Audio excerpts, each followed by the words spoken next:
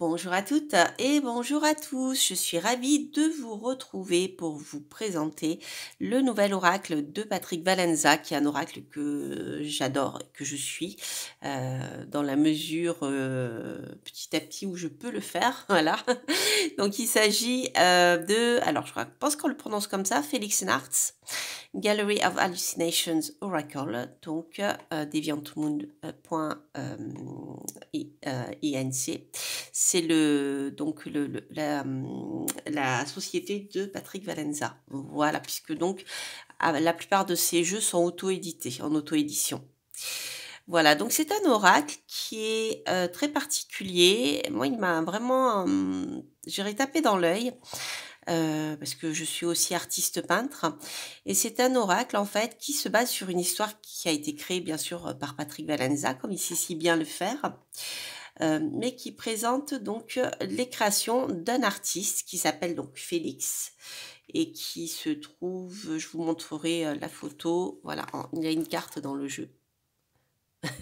Voilà, Félix qui a créé cet oracle en fonction de ses rêves de nuit, je pense. Donc c'est un jeu qui est, comment dire, qui représente le travail d'un peintre et qui a eu un univers bien sûr donc assez sombre hein, comme celui de Patrick Valenza, mais pour moi je retrouve une ambiance un petit peu comme je dirais que c'est à mi-chemin entre Van Gogh et Munch, ou alors Munch, ça dépend comment on le prononce. Vous connaissez certainement Le Cri, voyez. Donc, quand j'ai cette carte, je pense vraiment à cet artiste-là. Et puis d'autres cartes font penser un petit peu plus à Van Gogh, vous voyez. Mais on est un peu plus, je dirais, dans l'ambiance quand même des expressionnistes allemands, justement. Et d'ailleurs, si je comprends bien, Felix Nartz s'écrit en allemand. Donc, je pense que Patrick Valenza s'est beaucoup inspiré de cette période de l'expressionnisme allemand pour créer ces tableaux. Et c'est vrai que comme Van Gogh est aussi, je dirais, un des précurseurs, considéré comme un des précurseurs de l'expressionniste, on a aussi cette ambiance un petit peu particulière. Voilà, enfin, ça c'était la petite aparté historique, histoire de l'art. Mais vraiment, quand je vois ça, je pense vraiment au cri, quoi. Voilà, donc c'est un oracle qui a la particularité aussi d'être au format paysage ou à l'italienne, c'est-à-dire comme ceci et non comme ceci. Voilà, donc ça c'est une carte supplémentaire qui m'a été envoyée par le Salon des Arcanes dans mon coffret, en fait, lors de ma commande. Puisque donc je l'ai acheté sur ce site. Je vous mettrai le lien si je n'oublie pas, sinon demandez-le moi si j'oublie de le mettre à la fin de la vidéo. Donc c'est une carte, c'est un oracle qui a la particularité d'être donc comme je vous le disais à l'italienne, un petit peu comme cet oracle-là qui s'appelle Mildred Payne's Oracle of Black Enchantment, toujours par Patrick Valenza. Vous voyez, on a ce format-là. Donc c'est à peu près un format de carte qui est aussi grand que cet oracle-ci. Il est aussi haut, mais je crois qu'il est un petit peu moins long, vous voyez. Voilà. Donc c'est un grand oracle comment dire, qui est pas facile à mélanger pour les petites mains. Donc dans ce cas-là, si vous avez des petites mains, même des grandes mains, je vous conseille de le mélanger comme ceci plutôt, vous voyez, comme ceci. Voilà. Voilà. Donc là, on a l'atelier de Félix qui est ici. Donc un artiste peintre, vous voyez, 1924. Donc c'est vraiment rigolo, quoi. J'aime beaucoup les histoires que raconte Patrick Valenza entre l'histoire de Mildred qui a été enfermée dans un asile psychiatrique parce qu'elle était voyante. Et puis chaque fois il y a une histoire particulière. Donc voilà, c'est vraiment chaque oracle a un univers très particulier, une histoire qui lui est concomitante, qui va avec en fait. Voilà, donc ce que je vous propose de faire à la fin de cette présentation, c'est ce que je fais toujours d'ailleurs, c'est de faire un tirage à deux choix. Donc je dis ça surtout pour les nouveaux venus que je salue au passage et j'en profite pour envoyer mes plus amicales pensées aux personnes qui me suivent depuis longtemps. Donc je ferai à la fin de cette vidéo un tirage à 2 choix. Voilà, vous aurez le choix entre 2 pierres, entre ici l'or des fous, la pyrite, je ne sais pas si vous voyez bien, voilà, brille, et ici la tourmaline noire, voilà.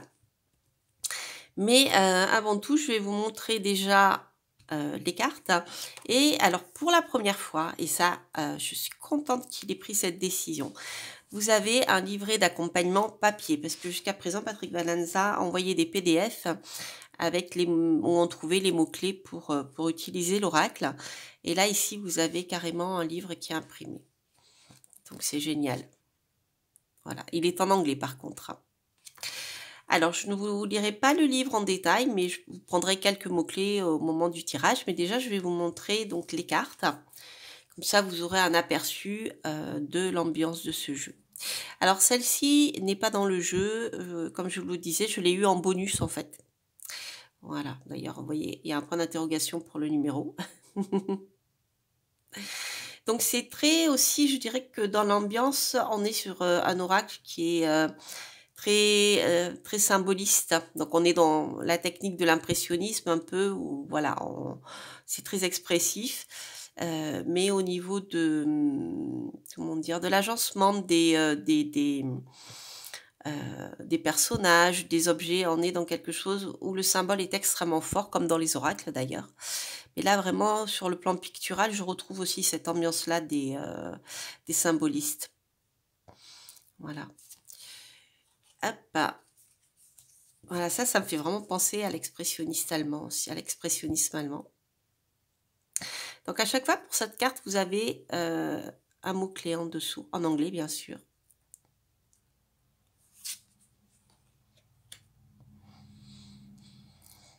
Voilà, je trouve extrêmement expressif, c'est-à-dire qu'au-delà de l'ambiance picturale, on a une histoire qui est racontée. Donc finalement, même si on ne connaît pas les mots-clés, on peut laisser son imagination et je dirais sa voyance aussi rentrer dans l'histoire qu'il compose.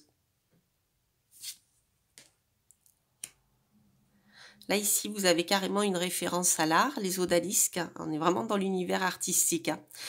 Les odalisques, c'était les personnages qui étaient langoureusement allongés comme ça et qui avaient encore trouvé beaucoup dans la période orientaliste, en fait. Et voilà. Donc là, c'est une odalisque un peu particulière. Alors celle-ci, elle me fait vraiment penser à l'oracle que je vous ai montré tout à l'heure. Vous voyez, on retrouve un peu la même ambiance. C'est très ça fait très inquisition, je trouve, les accusations là, avec l'inquisiteur qui accuse quelqu'un de sorcellerie. On retrouve aussi cette ambiance-là c'est un thème que je trouve qui est assez récurrent dans l'œuvre de Patrick Valenza.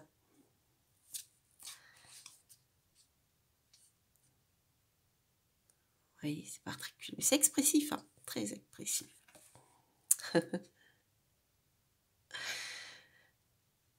Des fantômes qui rentrent et qui sont absolument pas attendus. Vous voyez, il est presque minuit.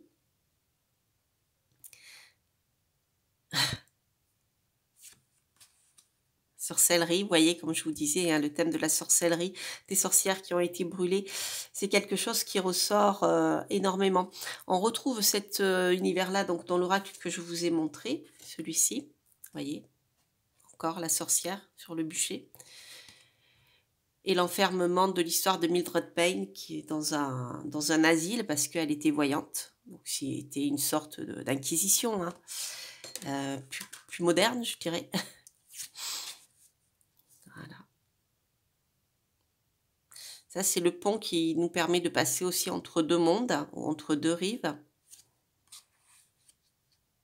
Très particulière celle-ci aussi. Lorsque je vous parle d'expressionnisme allemand, je pense à Otto Dix, je pense à comment il s'appelle? Ça me reviendra. Parce qu'on a vraiment des scènes avec des personnages, vous voyez, qui sont extrêmement, je sais pas si vous voyez bien le visage, qui sont extrêmement expressifs et on peut vivre leurs émotions, vous voyez? Départ. Un départ assez symbolique aussi. En même temps, le départ qui ici est associé au chiffre 1.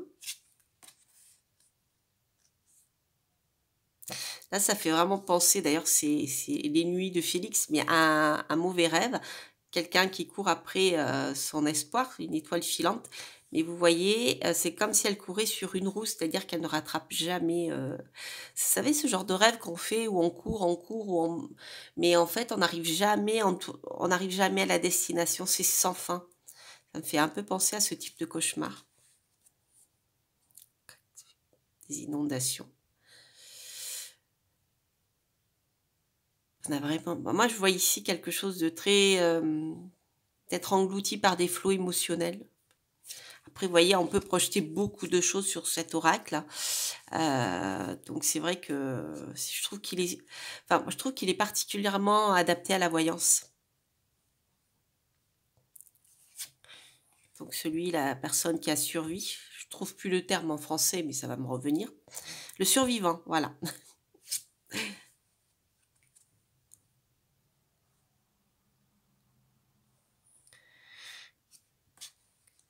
Le portail, vous voyez, pour passer entre deux mondes, hein, encore. Je sais pas pourquoi je pense au château de Fougeray quand je vois cette image-là. Avec les, vous savez, si vous avez suivi un peu les interviews de la propriétaire, les objets qui traversaient les murs, ça me fait un peu penser à ça. Ah, c'est vraiment génial. Le fumoir avec un être aquatique, qui est un peu extraterrestre, c'est marrant. Alors, attendez. Hop.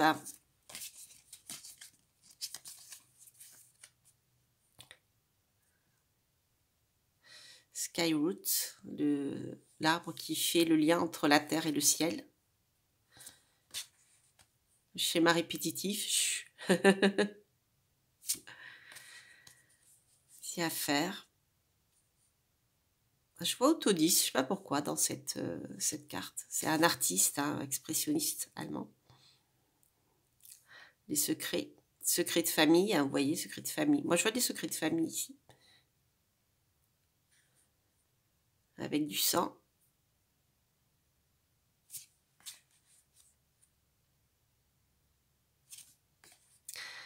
Reflection, ça c'est la carte qu'on trouve sur la boîte, donc qui est ici, vous voyez. Voilà. Hop. The Sweet Dream, pareil, c'est le Verseau. J'aime beaucoup cette carte, elle est très très belle, je trouve.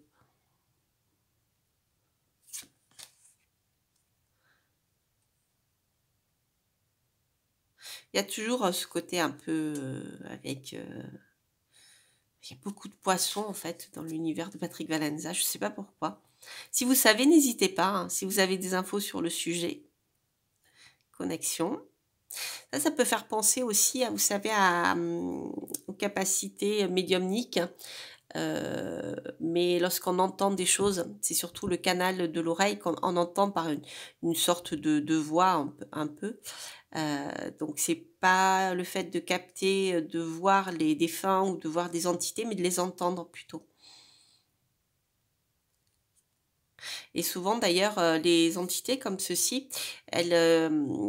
ils utilisent des appareils, nos appareils électroniques. Hein. Avant, on pouvait enregistrer sur des cassettes anciennes avec des bandes. Hein. Mais souvent, ils se manifestent en utilisant ce que nous avons pour communiquer. Donc, ça peut être maintenant un téléphone portable. Ça, voilà, vous voyez, dans le temps, en fonction des appareils, ils arrivent à modifier comment dire, les vibrations, en fait, pour pouvoir communiquer avec nous. Ça me fait vraiment penser à ça. Je trouve que c'est un oracle qui est génial pour communiquer justement avec les défunts. Ça tombe bien puisque nous sommes en période de Samhain, au moment où justement le portail est vraiment ténu entre deux mondes. Hein. Celle-ci, j'aime beaucoup aussi, le voyageur. C'est marrant qu'il ait choisi un papillon. La trahison. Hystérique. Elle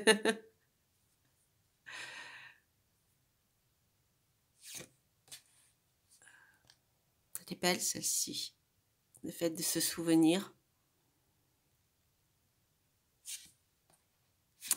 Cette partie-là aussi, ça me fait penser à l'univers de Van Gogh parce que il y a ce travail avec les couleurs, il n'y a pas de blanc en fait, c'est les couleurs chaudes et les couleurs froides qui permettent de faire des contrastes. Enfin, là, il y en a un peu, mais c'est pas des aplats de blanc. Vous voyez, la lumière vient ici, sur le bleu, vient du jaune. C'est typique des techniques de peinture de cette époque, c'est pour ça que je vous en parle. Le réveil. On dirait que la personne a été exorcisée. Vous voyez. Le délire.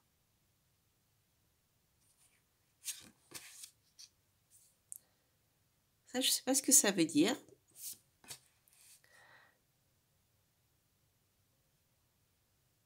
Vous voyez, c'est vraiment très, très particulier. Si vous ne connaissez pas Patrick Valenza, celle-ci, j'aime beaucoup. On a la tireuse de cartes. Et surtout, il y a les doubles personnages. Il y a celui qui se présente et celui qui est caché derrière. Et qu'elle pourra déterminer avec les cartes. C'est vraiment une lecture visuelle. Hein. Le track Stage Fright. Le track. Ah, celle-ci, j'aime beaucoup. Je l'ai tirée ce matin. Ah, on est vraiment aussi dans quelque chose qui nous appelle inconsciemment, en fait. Quelque chose qui est... comment dire, qu'on ne provoque pas, vous voyez, c'est quelque chose d'irrésistible. Voilà, c'est le terme que je cherchais. Le nécromancien, donc la communication aussi avec les morts. Là, on est en plein cette période, ça tombe bien. Moon Girl, très originale celle-ci aussi. J'adore cette carte. The Keeper. Le chat qui garde, le chat noir qui garde, qui est sur le balcon et qui garde l'entrée. Ça me fait penser à Van Gogh.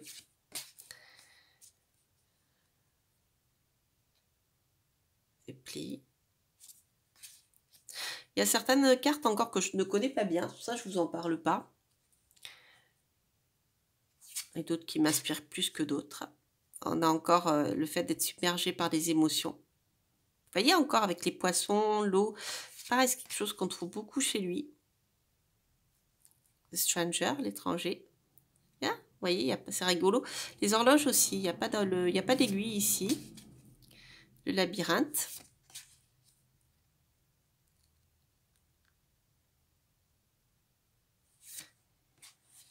The Lobby.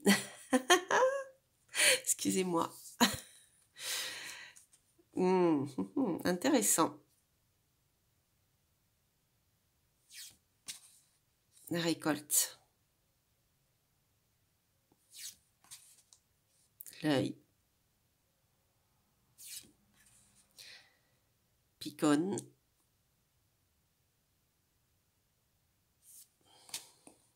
Celle-ci est rigolote aussi. Enfin, rigolote, non, mais il y a pas mal de choses. Je pense qu'il y a des petites choses politiques un peu cachées derrière aussi.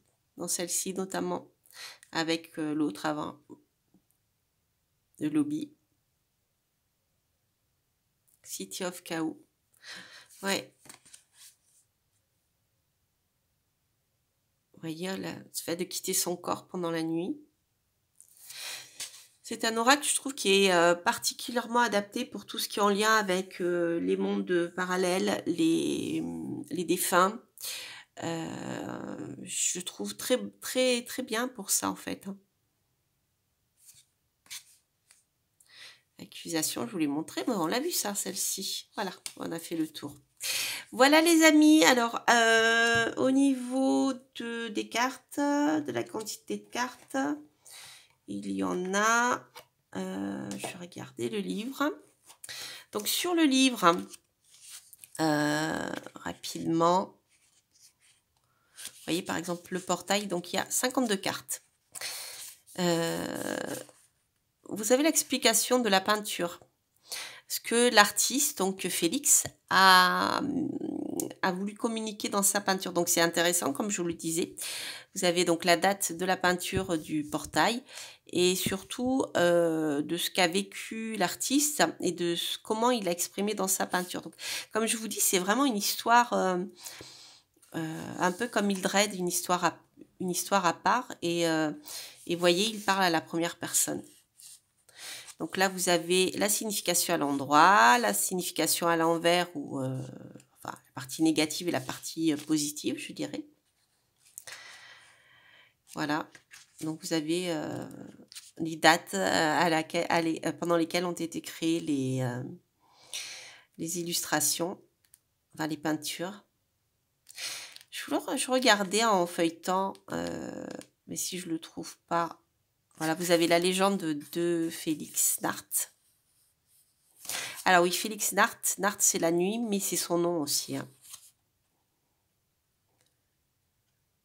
Voilà, il est né en Allemagne au début du XXe siècle. Et il a émigré en Amérique donc en 1919, à la fin de la Première Guerre mondiale. Donc vous voyez, on a tout cet univers d'expressionnisme. On est en plein dedans en fait, hein. C'est pour ça d'ailleurs hein, que visuellement on retrouve cette ambiance-là. Je regardais les lobbies parce que voilà, bon, je regarderai ça et je vous en ferai un retour la prochaine fois. Voilà, donc je vais vous proposer de faire un tirage à deux choix. Donc je vais travailler comme je le fais d'habitude à l'intuition, mais je vais surtout lire ce qu'il y a écrit dans le livre, comme ça vous verrez l'ambiance que vous pouvez retrouver dans ce livret, enfin dans ce petit livre. Il est, vous voyez, c'est un dos carré collé, hein. Voilà, c'est un livre. Et puis quand j'aurai fini le tirage, s'il me reste un petit peu de temps, je vous montrerai les cartes de Patrick Valenza, enfin les autres jeux. Si vous aimez cette ambiance, je vous montrerai d'autres tarots et oracles qu'il a créés et qui sont vraiment géniaux. Alors j'en ai oublié un, c'est pas grave, mais je vous en ai parlé. Mais c'est pas grave, déjà vous aurez une ambiance de l'histoire. Alors, donc, pour vous qui avez choisi la pyrite, donc je vais faire un tirage. Donc, vous aurez le choix entre la pyrite et ici, ça y est, la tourmaline noire. Vous pouvez poser une question et choisir un des deux choix ou écouter un tirage par choix. Voilà. On va commencer par la pyrite.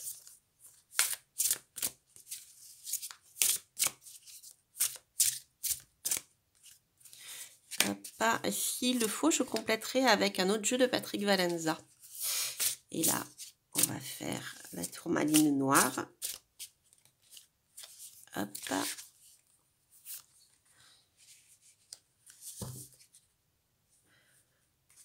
Voilà. On va déjà voir, donc pour vous qui avez choisi la pyrite, ce que j'ai comme information. Alors, Glostor, qu'est-ce que j'ai ici?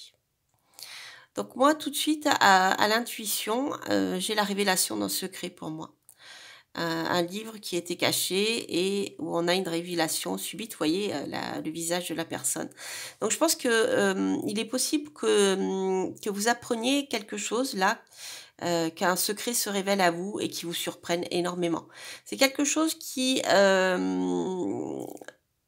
sera complètement inattendu et vraiment surprenant. Alors, ça peut être surprenant de manière positive, mais ça peut être aussi surprenant de manière négative. Donc là, je n'aborde pas voilà, tout ça en détail, mais je vais quand même recouvrir avec une carte de Patrick Valenza. Donc là, c'est la 38. Alors, qu'est-ce qu'elle nous dit? Ah oui, on a aussi l'enseignement mystique dans cette carte. Voilà. Je pensais, vous savez, au livre du Petit Lenormand, donc qui parle à la fois des secrets, mais aussi de l'enseignement. Ici, ça peut nous parler d'enseignement mystique ou d'histoire spirituelle. Voilà, des connaissances qui sont cachées, des choses qui ont été cachées dans le temps parce que elles gênaient le pouvoir en place, si vous voulez. Les secrets révélés, les histoires aussi qui ont été oubliées. Une prophétie et aussi ça peut nous parler de quelque chose, voilà, comme je vous disais, qui vous surprend. Ça peut être une vision collective aussi, une guidance des ancêtres, donc les ancêtres qui vont venir vous communiquer des choses, ça peut être à travers des écrits aussi.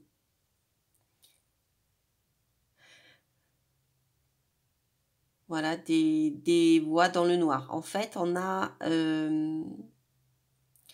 quelque chose qui était caché et qui se révèle à vous. Voilà pour l'oracle. Alors, ce que je vais faire, euh, je vais tirer une carte du Deviant Moon. Là, c'est l'édition française que vous pouvez trouver aussi sur le Salon des Arcanes que j'ai acheté. Donc, j'avais l'ancienne édition anglaise avec les bordures. Donc là, on va compléter. Hop. Comme ça peut être sympathique pour savoir quel est donc ce secret ou alors la partie spirituelle. On va essayer d'en savoir un peu plus. Hop. Alors, qu'est-ce que j'ai ici? Ici, il y a une histoire de récolte et de nouvelles, vous voyez. Donc, je pense que vous allez apprendre quelque chose qui va vous permettre d'avancer dans votre travail. Ici, vous voyez, on est au niveau 8 des bâtons et la personne est prête à faucher pour récolter le fruit de son travail. Mais ça va être concomitant avec des nouvelles. Alors, ici, ça peut être, vous voyez, le corbeau qui est un messager qui vous apporte des nouvelles. Et ça peut être aussi, le corbeau peut vous révéler des messages secrets. Donc, il y a toujours cette ambiance de messages que vous allez recevoir de manière un peu inattendue. Donc là, le corbeau en tant que messager, c'est quand même quelque chose de très symbolique, vous voyez. Donc, on a vraiment ici, dans les deux cartes, vous voyez, c'est vraiment drôle, hein, cette notion de secret ou de nouvelles que vous allez recevoir.